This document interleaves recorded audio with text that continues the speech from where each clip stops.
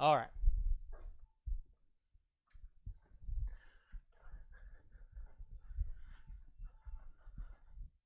Without my backup cameraman, so one pony show today. All right. Welcome back.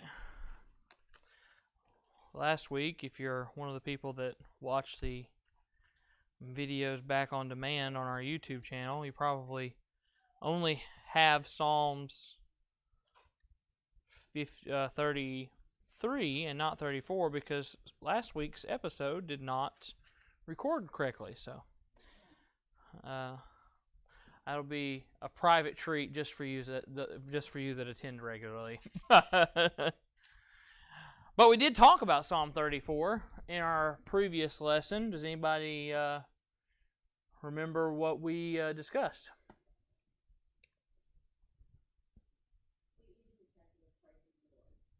Mm-hmm. He acknowledged that there were afflictions that we would face, but praised Him anyway. Yep. Anything else? Anybody got any remembrance about verse 8? Do I remember what we talked about there? Not necessarily.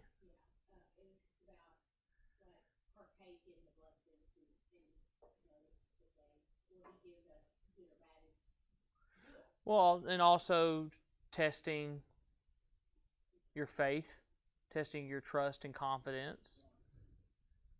Anything else? Well, Larry, you said you had something. Well, just seemingly the first few verses almost like he recognizes his salvation.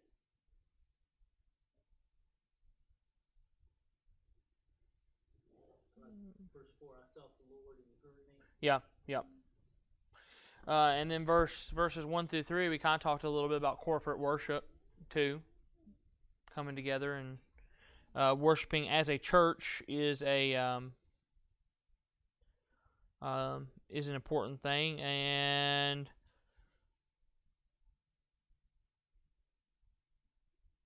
kind of brought us to the end of our talk, which brings us to one last thing on Psalm 34. Does anybody remember the historical significance of that chapter? It's written in the superscription.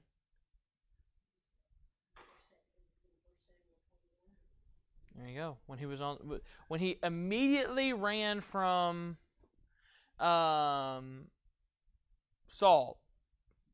we talked about how he immediately ran to where? He didn't go to his family, he didn't go to his friends, he didn't go gather a troop of heroes to all things of which he would eventually do. But he went to the house of the Lord and he talked to Abimelech, the high priest at the time. He acquired the shewbread, he acquired the sword of David, and then he went and taught. And in the same chapter, he also went to the Achish and had to feign himself a madman to prevent himself from being killed.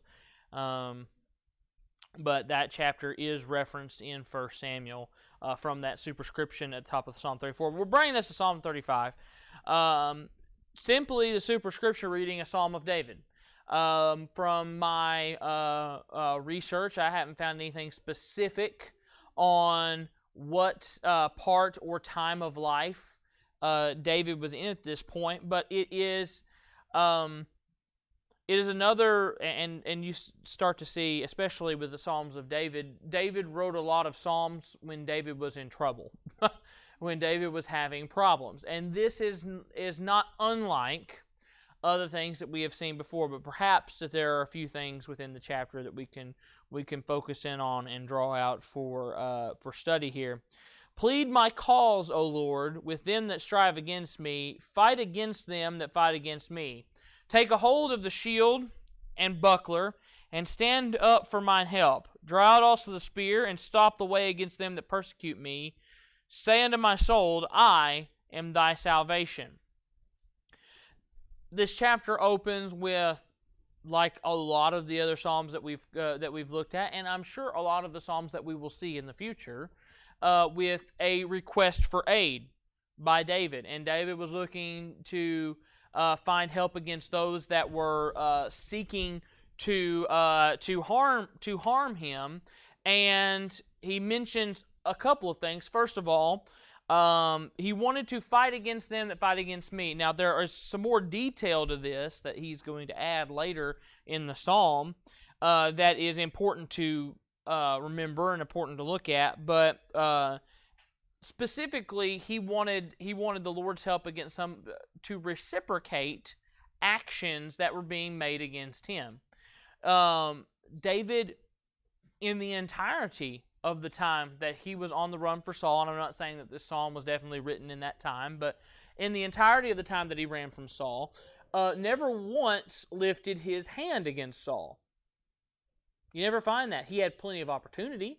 In fact, there's a specific passage in 1 Samuel where he goes in there. I think he takes some stuff from above the head of Saul, runs out to the edge of camp and hollers back and says, "Hey, I was in your camp. Here's your stuff right here. I had the opportunity to slay you, and I did not."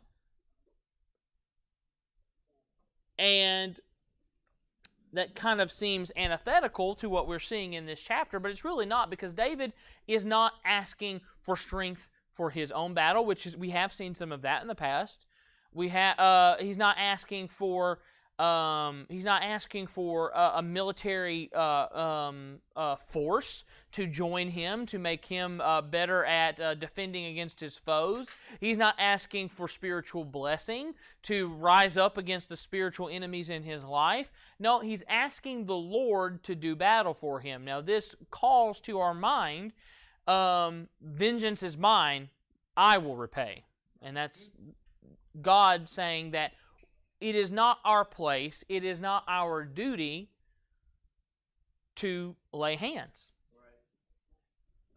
It's not our place to seek repercussions for someone else's actions against us. He literally says at the end of verse 6, "Fight them that fight against me."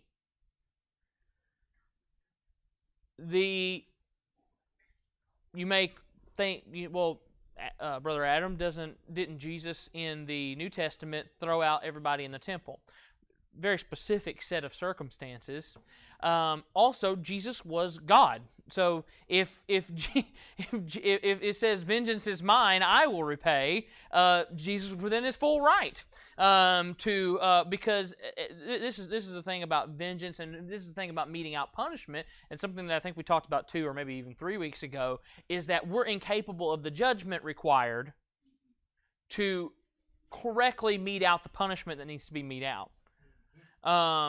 As parents, it is in the job description to mete out punishment and judgment upon your children as best as you see fit. But even as parents, we realize sometimes even in the moment, sometimes even years later, that we made mistakes in our judgment calls. And that's something very, very small. And not saying that raising a child is small. It's a great work. You're literally putting the building blocks of another human being together, of who they're going to be. But in the grand scheme of things, in light of the universe, a very small judgment call to make, and even in that, we're incapable of always making the correct judgment call. So how can we make a judgment call against someone who is actively trying to do us harm? I don't think we can. And so what David is asking for here is help against the people that are fighting him by the hand of God. Let him take care of the issue. I don't need to be involved. And in fact, he just wants, he asked for 2 things. Verse 2, he asked for the shield and the buckler. And verse 3, he says, draw out the spear. He's asking for defense. Keep them off of me. So I want you to protect me. And then draw out the spear. I want you to be the aggressor. I want you to be both defense and offense for me. I'm not going to raise a hand. You do see some of this, which Jesus was very submissive to his death, but you see some of that even in his crucifixion, like a sheep dumb to the shearers. He opened not his mouth. When people threw so many accusations against him, nary did he ever raise his hand against them, even though it's clear, especially from, if you look in the Garden of Gethsemane, he had all the power necessary to make that happen. And then at the end of verse 3, he wants to say unto my soul, I am thy salvation. I don't know if that's capital S salvation, like soul-saving salvation, but I think in context of what we can see here, I think this is just deliverance, just help out of a situation that David was in. Let them be confounded and put to shame that seek after my soul. Let them be turned back and brought to confusion that devise my hurt. Let them be as chaff before the wind, and let the angel of the Lord chase them. Let their way be dark and slippery. Let the angel of the Lord persecute them. Now, he is calling for some specific things to happen. He's if you will, he's offering counsel to the Lord on the ways in which the Lord might mete out that punishment. He said, let them be confounded and put to shame them that seek after my soul. He wants them to be confused. He wants them to be stymied in their actions. I actually think you might be able to see a little bit of this in the New Testament when he says, Saul, why persecutest thou me? It's hard for you to kick against the pricks. I'm sure there were moments where the confounding nature of Saul's persecution was against him there. Let them be turned back and brought to confusion that devised my hurt. Let them be as chaff before the wind. Now, this is a metaphorical device that he's using here, but he wants them to be powerless. Chaff has no ability before a breeze. Chaff doesn't have any way to hold itself, to make sure that it doesn't go away. Even with a strong enough wind, if you bind chaff all together in a bale, like a straw bale, it will still go away. It's not Bible, but the story of the three little pigs teaches us one thing for sure, and that is things made out of straw do not hold up for very long. The Bible even kind of alludes this in a parable: houses built on sand do not stand. And he said, I want you to blow them out like that. And then in verse 6, he says, let their way be dark and slippery. He wanted them to not only not be able to see, but he wanted the path that they were on to be treacherous. And this is an interesting thing here too, with a dark and slippery path. If I have before me two avenues of egress, and one of them is dark and slippery, and one of them is sure-footed and maybe even away from what I was seeking, it offers a decision. David was not necessarily offering specific harm, especially in verse 6. He just wanted their way, the ways to get him, to be difficult for them to go through. A dark, slippery path can be avoided, but he wanted to put them in. But in both of these verses, he says, let the angel of the Lord chase them, and then he says, let the angel of the Lord persecute them. Now, this is two references within two verses in this same chapter, and there is a theory that this is a reference, and I'll see if I can remember where the verse is at, because I hate to misquote it.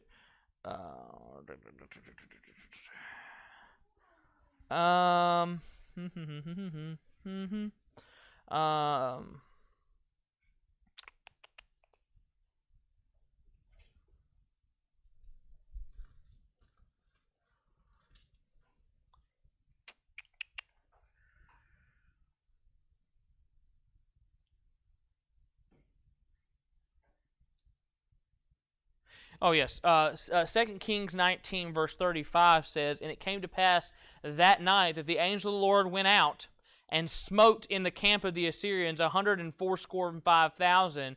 And when they arose early in the morning, behold, they were all dead corpses. This is when Hezekiah was being besieged. Now, some people think that this is who David was referencing, a very, very powerful death angel. I feel like between mythology and Catholic appropriation, and then what is actually truly in the Bible, it is very confusing. When you talk about the death angel, a lot of people start thinking about the Grim Reaper and that kind of stuff, which is a metaphor about death, and then people start looking at, Revelation, the pale horse, and he who rides him, and all this other stuff. But there are jobs specifically for the angels. The angels, not unlike us, there are many ways that they are unlike us, but not unlike us, are designed for specific duties. And you can see this, Lucifer was the chiefest of the archangels before he fell. Michael taking the place as commander of God's troops. Gabriel being a messenger of the Lord, often utilized in that way. But the role of a death angel is definitely found within Scripture. I don't know if it is a group of angels that do it, or if there is a singular death angel that comes about, but that specific type of an angel goes out and then slays a bunch of people is not unfounded by Scripture. In David's own life, he would run into a being much like this. Remember when he tried to number the people and an angel started making a tear, and he eventually had to, he set up a specific, the angel went to a specific place and he had to make a specific sacrifice, and the angel stayed his hand. There is also, look in Exodus, an angel went throughout all the land of Egypt and killed every firstborn child that did not have blood on the lintels and post of the door. I don't know who this angel is, but David was calling for this specific angel to stand in their way, to chase them, to persecute them. I'm going to make another point about this. We're going to come back to this here in just a moment, but I want to get back. It's actually in verse 7. So let's read verse 7, then we'll come back to this idea about this angel. For without cause they have hid from me their net in a pit which without cause they have digged for my soul. Let destruction come upon him unawares, and let his net that he hath hid catch himself. Into that very destruction let him fall. Now, why was David calling for this death angel? And why? And here's a lesson for us. And what's the application for us as Christians? Well, they were chasing after him. They were pursuing him. They were causing him to fear.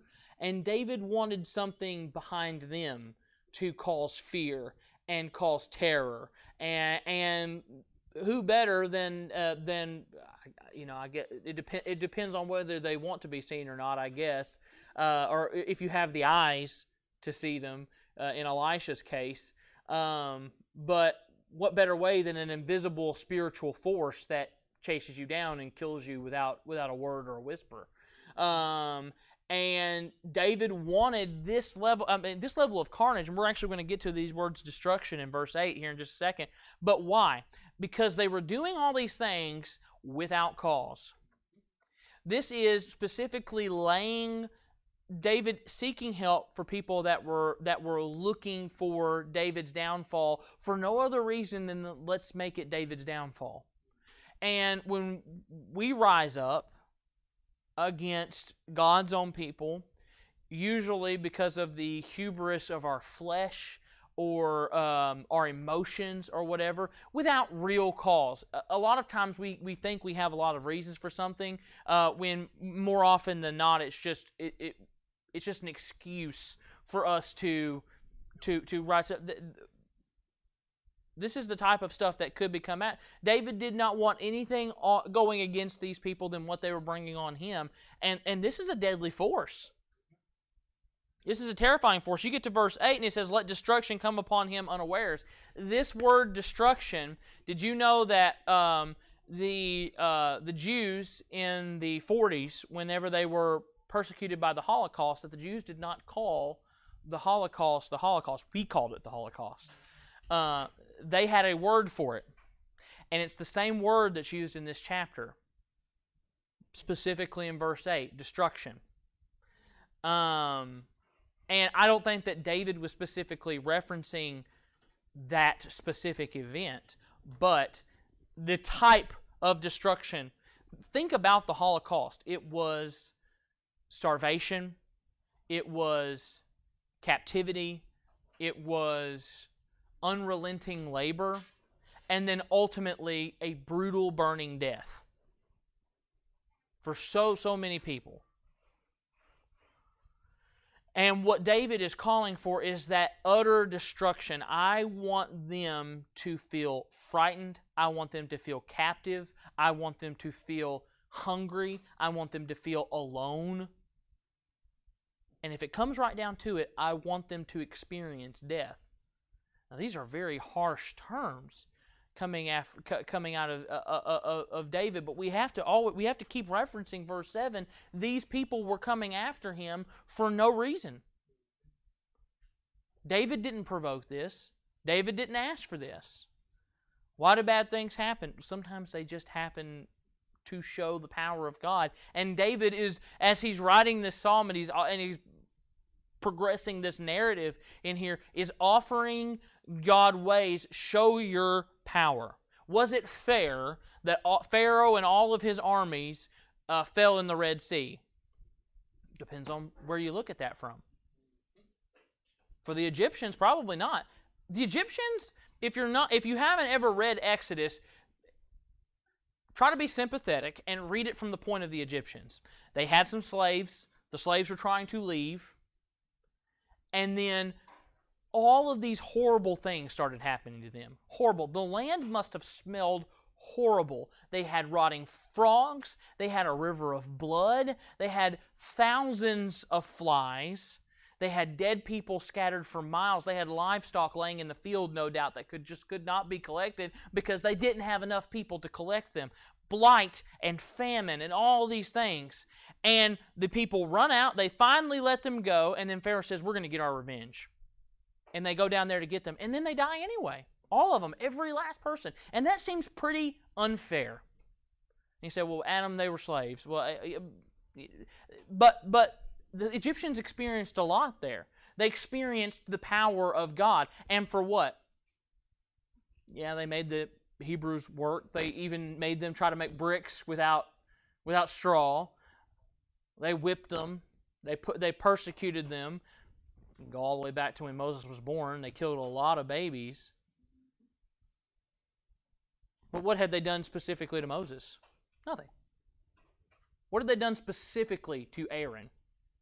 Nothing. What had they done specifically to that generation of Israelites? Nothing except not give them straw to make bricks. And yet all this came upon them. So the justification that a man, and I said all that to say this, I'm not trying to bolster sadness or remorse on the part of the Egyptian, but what I'm going to point out is the remorse or the human logic that we would try to place upon God's wrath is not on the same level as what we put it. The Egyptians deserved everything they got, and then some.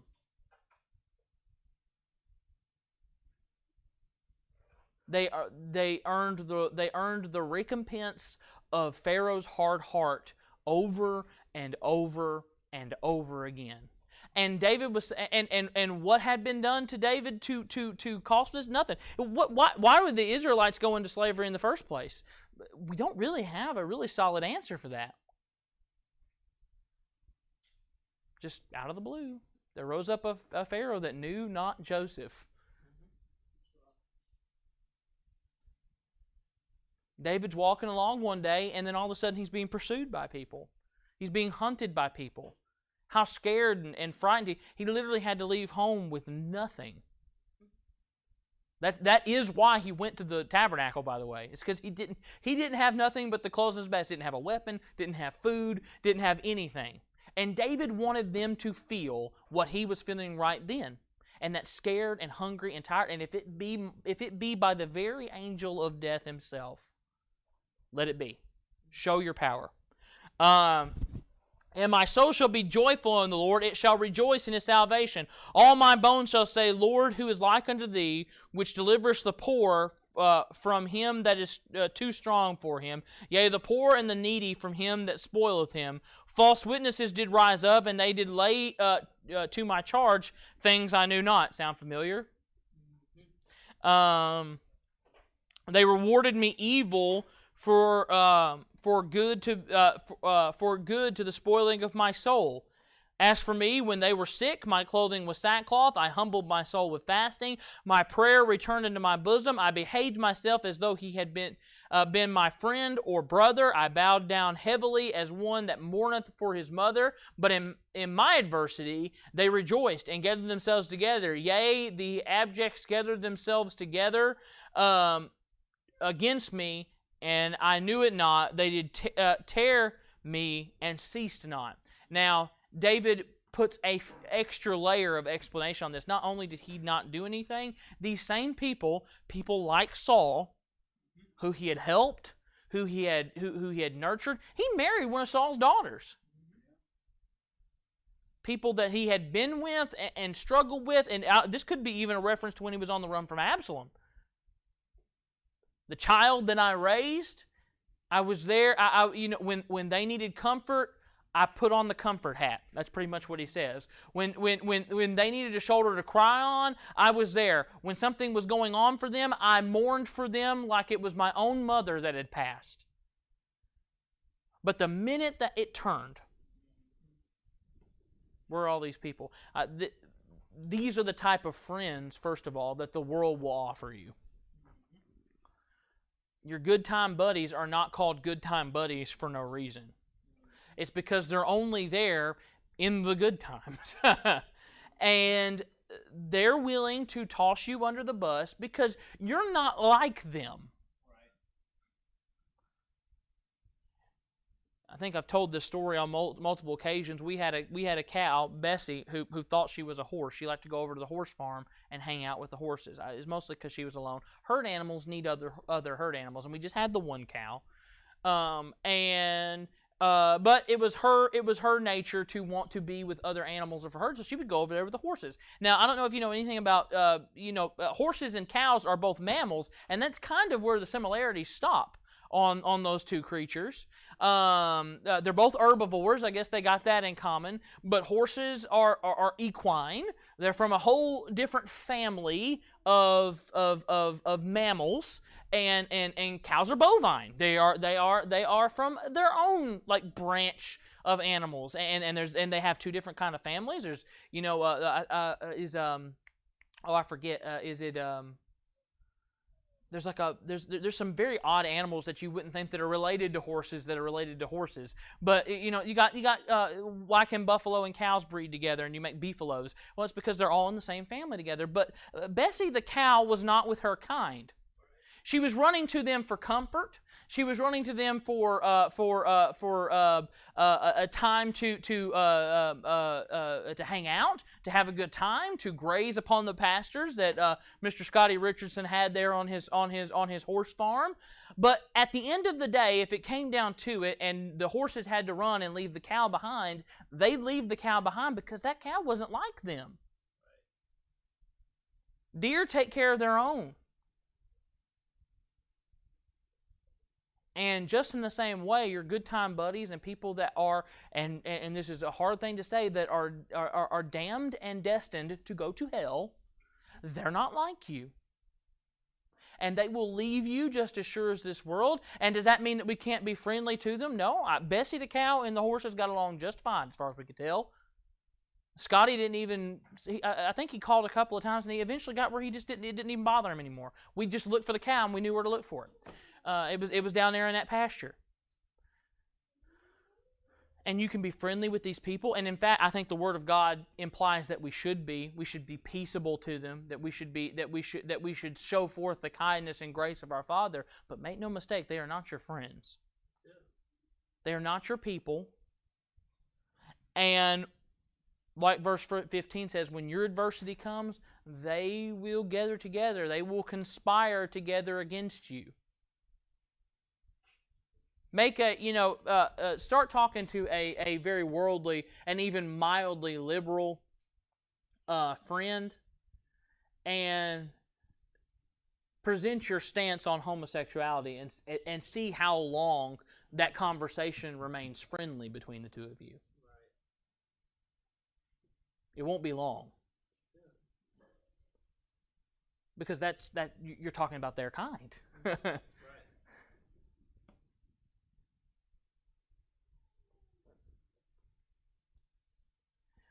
With hypocritical mockers and feasts, they gnashed upon me with their teeth. Lord, how long wilt thou look on? Rescue my soul from their destructions, my darling from the lions. I will give thee thanks in the great congregation. I will praise thee among the people. Let them that are mine enemies let not them that are mine enemies wrongfully rejoice over me, neither let them wink with the eye that hate me without cause.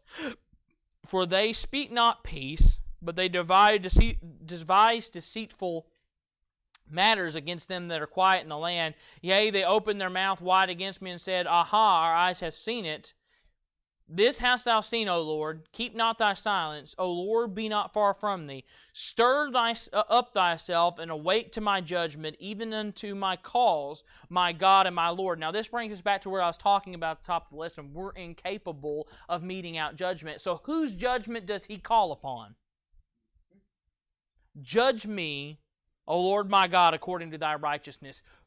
Everything that I have, basically everything that he says, everything that I've said previous in this chapter, come down, rise up from your throne and look down and see if I am not speaking the truth right now. Use your righteousness and measure the situation. Let them not rejoice over me. Let them not say in their hearts, so we have it. Let them not say, we have swallowed him up. Let them be ashamed and brought to confusion together that rejoice at my heart. Let them be clothed with shame and dishonor that magnify themselves against me. Let them shout for joy and be glad that favor my righteous cause. Yea, let them say continually, let the Lord be magnified, which hath pleasure in the prosperity of his servant. Now we see a change here in verse 27. He said, verse 26 tells us where he wants the end place for these people to be, confused and ashamed for what they've done. And in verse 27 it says, let them shout for joy and be glad that favor my righteous cause. Now, this goes into the rejoicing, and I like that David a lot of time, either at the beginning or end of his psalms, sometimes both, offers praise to God. And what he's saying here is that he wants other people to rejoice with him. Now, in a situation where the Lord has delivered you, it is up to you often. Sometimes the Lord's deliverance is very public, and people can see it and can rejoice with you in that manner. But it is an opportunity for you to say, let me tell you what the Lord has done for me today, and have that person rejoice with you. We just talked about kinds. Let your own kind be happy and rejoice with you and pray with you and be uplifting with you. Let the Lord be magnified, which hath pleasure in the prosperity of his servant, and my tongue shall speak of thy righteousness and of thy praise all the day long. David's promise upon the Lord's deliverance is utter praise for his swift retrieval and his swift action. It is not, again, against the Bible. It's not for us to call upon the Lord to take action. Now, just because we say jump does not mean he will say how high. It is for him to judge whether he will jump or not. And I think he kind of gets to that in the ending verses of the chapter. But make no mistake, he will come to our aid. We are his children. He has said that we are his brothers. He has said that we are joint heirs with him, that we are deserved of the same kingly blessings that he is worthy of. And why should we not be worthy of aid? Trust and confidence in him, and then follow through on the end of the chapter. Rejoice and praise him for what he's done when he decides to do it. Any questions or comments on Psalm 35? If not, we will be dismissed. Y'all have a great week. Thank you.